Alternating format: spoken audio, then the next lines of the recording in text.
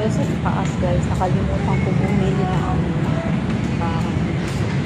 kailangan ko bumili na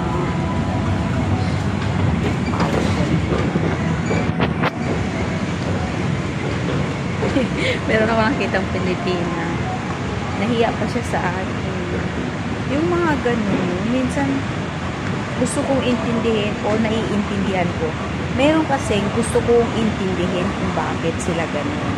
Meron naman naiintindihan ko kung nahihiya sila kapag nakita. Parang gusto nilang magtago na hindi naman dapat magtago.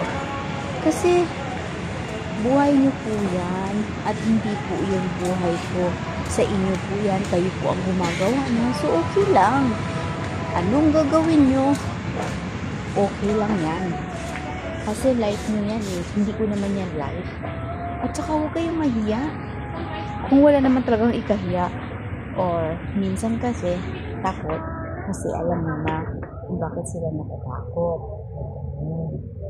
Pero minsan huwag tayo matakot. Kasi talagang maraming reason kasi eh. Maraming reason kung bakit nagkakaganyan ang tao. Maraming ang reason kung bakit nahuhulog sila sa ganun sitwasyon. Minsan kasi masabi ako sa sarili, kapit sa katalino. Kasi walang choice. Pero at kamahya kung wala ka namang tinatago sa pansin mo.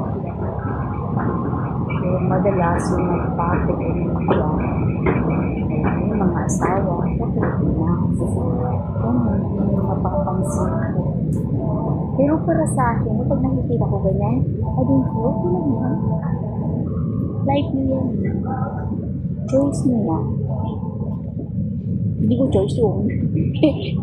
Oh, sige na, baba. Magpapayat na tayo.